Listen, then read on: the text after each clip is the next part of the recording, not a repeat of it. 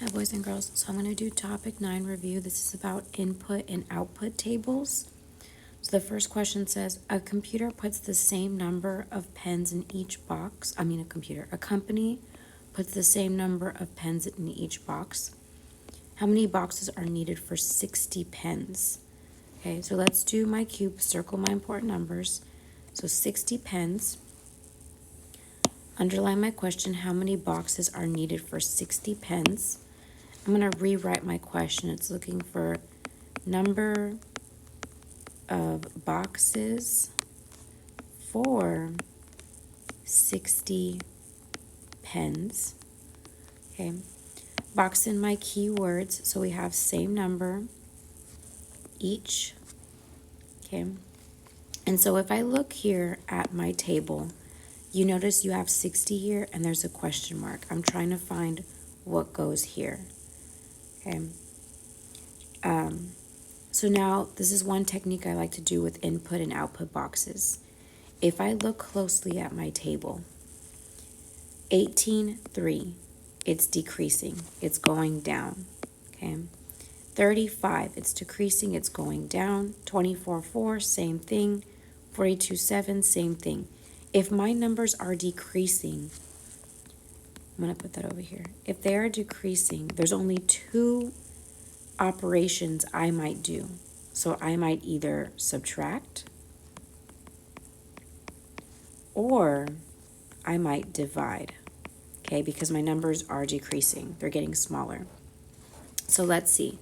Now when you look at my box, I need to find what is the rule. Okay, remember my rule has to work with all of the numbers. Okay, so 18 and 3. Let me start off with division first, okay? What do I know I can divide by 18 to get me 3?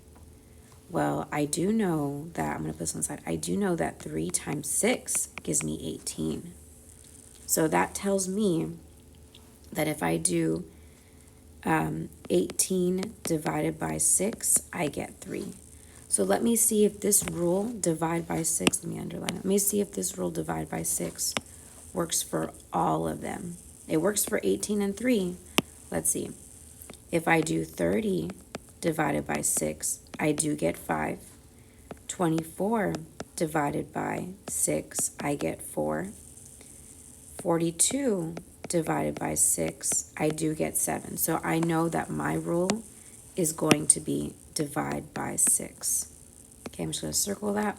So that means I'm going to be doing 60, because it's looking for 60 pens, divided by 6, and that is 10. Okay, I know it's 10 because I know 6 times 10 gives me 60. Okay, so my answer would go, my missing number would be 10, which would be B. Number 2, Jason has 39 baseball cards and Mitch has 51 baseball cards. The total number of cards that the boys have is 3 times the number of baseball cards that Steven has. How many baseball cards does Steve have, my bad. So I'm going to do my cubes, box in my important numbers. So 39 baseball cards, 51 baseball cards, 3 times. Okay.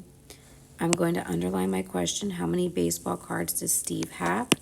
So it's just looking for, my question is going to be number of cards Steve has. So we're just focusing on how many cards Steve has. Boxed in my keywords. So I know Jason has 39. Mitch has 51. Total is important. Okay. 3 times is also important. And how many baseball cards and box in Steve. Okay. So let me read the problem again. Jason has 39 baseball cards and Mitch has 51 baseball cards. The total number of cards that the boys have, so let me just stop there. They're saying the total number of cards the boys have is 3 times the number of baseball cards Steve has. So when they're saying total and they're using that plural word boys, they're adding these cards. They're adding both Jason and Mitch's cards. So that's my first step. I'm thinking that because there's more than two numbers here, this will probably be a multi-step. Okay. So first, let me add the boys' card. So Jason, I'm going to put a J. He has 39. And Mitch, I'm going to put an M, has 51. So if I add these cards, 9, 10, 5, 6, 7, 8, 9. Okay, I know that together, Jason and Mitch have 90 cards. They're saying that the total number of cards the boys have is 3 times the number of baseball cards Steve has. Okay, so I'm just going to put here J plus M. They have 90. Okay, and I'm going to put a blank here, and this is going to be Steve. So reading the question carefully, the total number of cards the boys have is 3 times the number of baseball cards that Steve has. So if the boys have 3 times more than Steve, I know for a fact the boys are going to have more cards. And Steve is going to have less. Okay?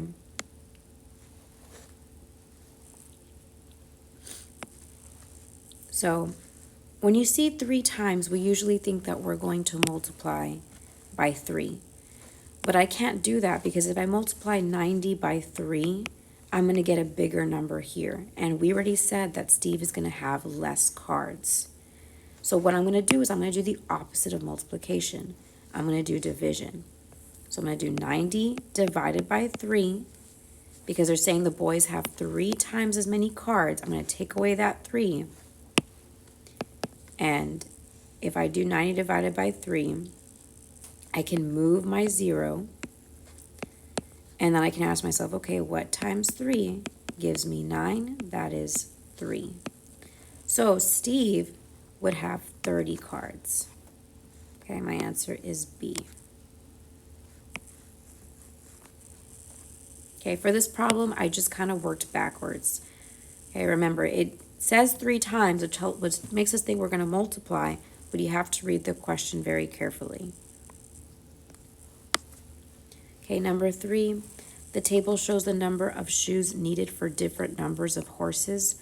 What is the rule for the table? Okay, so there's no important numbers here, but there is one important sentence. What is the rule for the table?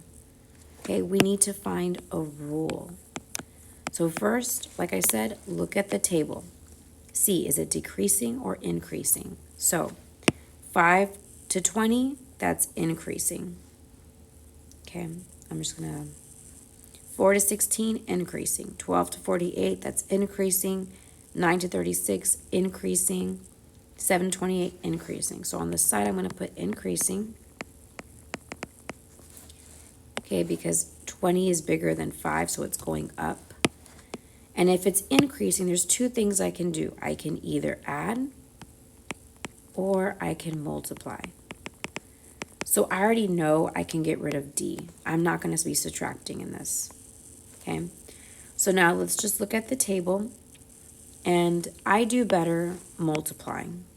Okay, so I'm going to try doing that first. If that doesn't work out, then I'll add.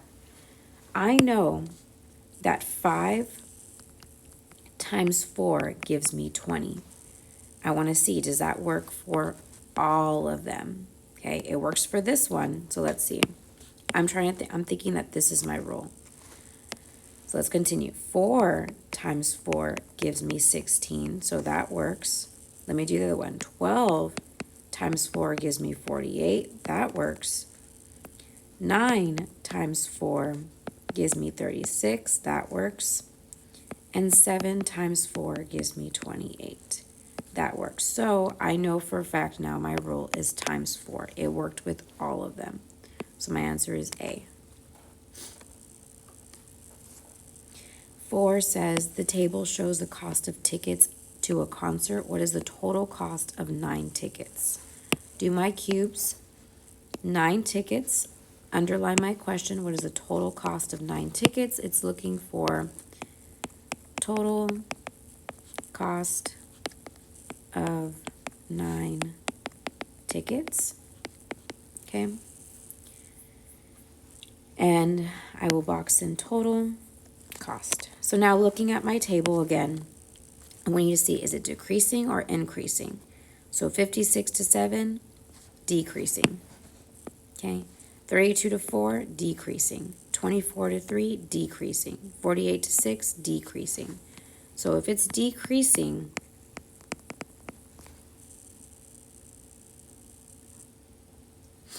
I'm either going to subtract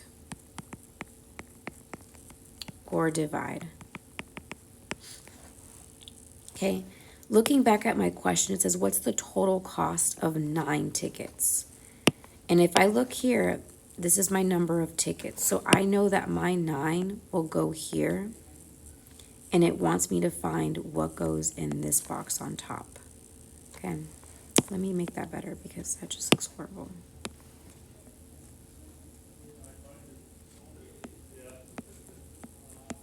Okay, so first, before I even try to figure this out, I need to figure out what's my rule. Okay, because I can't do anything unless I know my rule. So I'm either going to subtract or divide. Okay, like I said, I do better starting out with dividing or multiplying. So I'm going to divide. I know that 7 times 8 gives me 56. Okay, so because I know that, I'm going to do the opposite of multiplication, which is division. Okay, so I know that 56 divided by 8 gives me 7. So I'm thinking my rule might be divide by 8. So let's see. 32 divided by 8 does give me 4. 24 divided by 8 does give me 3. 48 divided by 8 does give me 6. So this rule is working for all of them. So my rule is divide by 8. Okay. So now I'm going to go to this part. Now, when we go to this part, this box, all of these are filled. Okay. So if I do 9 divided by 8, there's no way you can do that. That's not possible. Okay.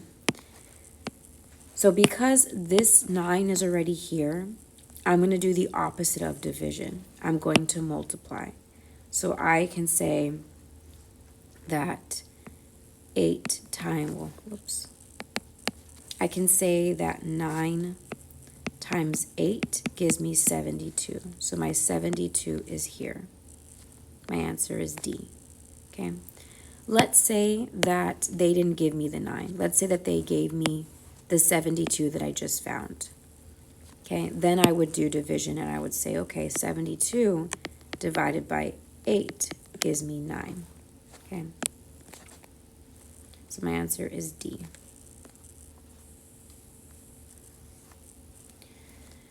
Five, a taxi service charges $10 fee plus $2 per mile.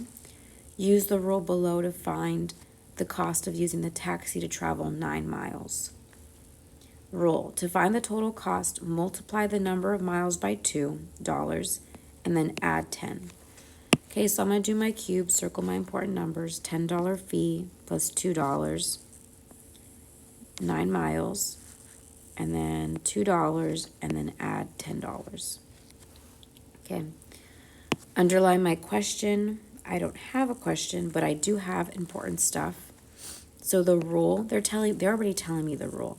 They said the rule is multiply $2, then add 10. So I'm going to put that on the very top so I can remember. So my rule is to multiply 2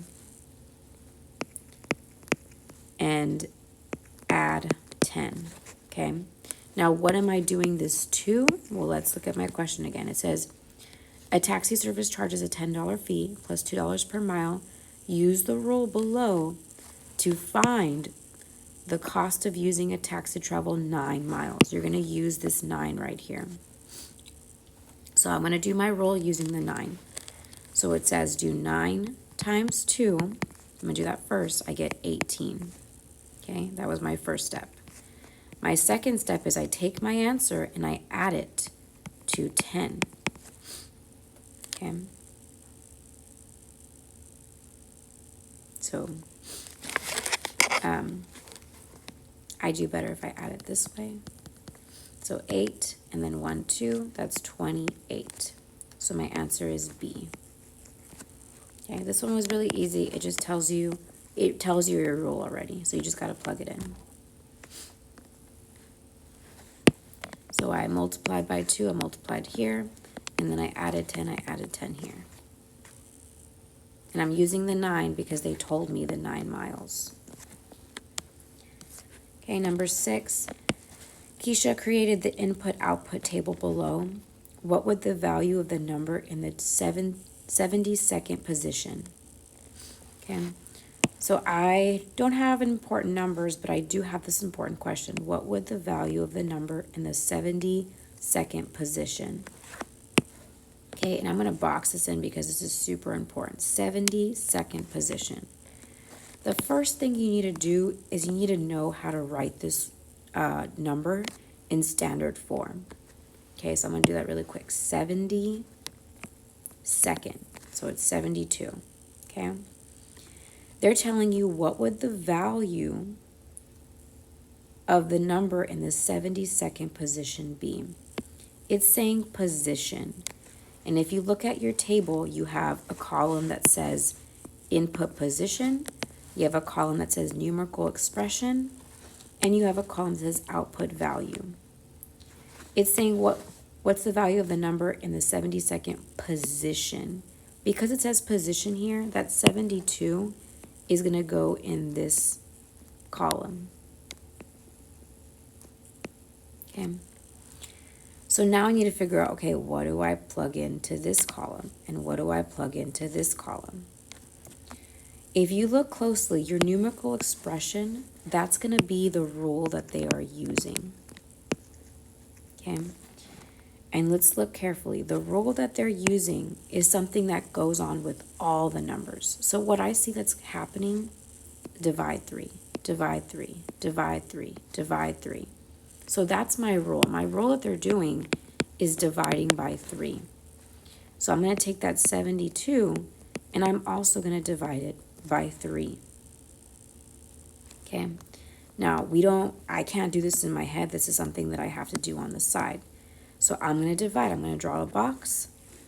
Since 72 has 2 digits, 1, 2, I'm going to draw 2 sections. 7 in one, 2 in the other one.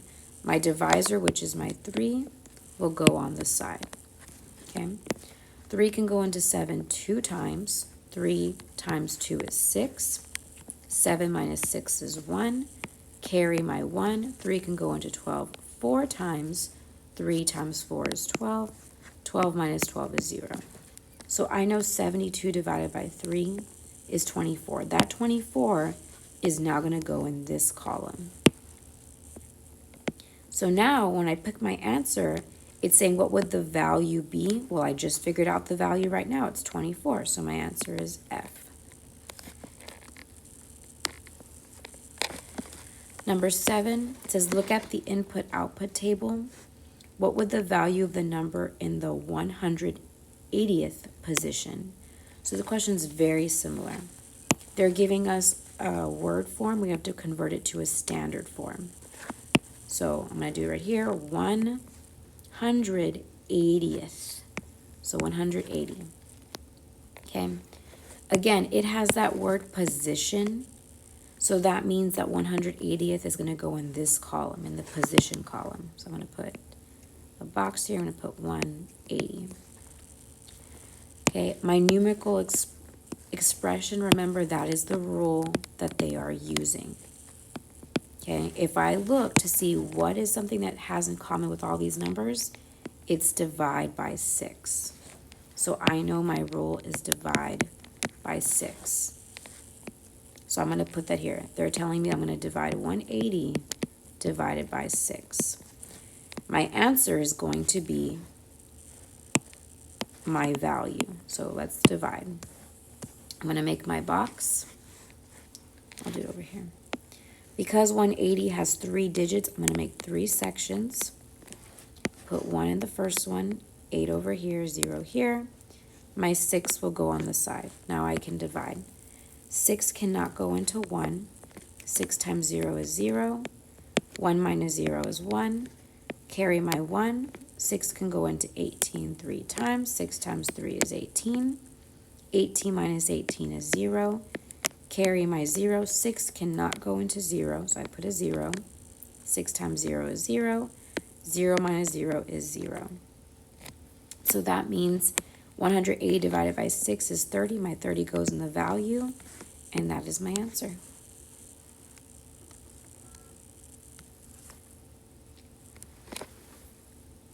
Okay, next one, look at the input-output table. What would the value of the number in the 10th position? So same thing as the last two problems. In the 10th position. So 10th just means number 10, okay? So now we're looking for the number, we're looking for 10, that's my, they're saying position, so that's going to be my position. My numerical expression, remember, is my rule, okay? And if I look closely, what's something that all these numbers have in common? Well, let's see, they have 12 times, 12 times, 12 times. So I know that I'm going to be doing 12 times 10 because I'm looking for the 10th position. My answer that I get is going to be in my value. Okay, so I'm going to do it. I'm going to do 12 times 10. I have eggs. So I can drop my egg, cross it out, and 12 times 1 is 12. So my value is 120, which means my answer is J. Next one says, Brandon used the rule plus 18 to show the relationship between the position of a number in a pattern and the value of that number. Which table shows this relationship? So really, really important thing in this problem is just rule plus 18. They're telling you that your rule has to be plus 18. Okay, so here I'm going to do process of elimination. First, I'm going to look at my position and value for each problem. I'm going to highlight them.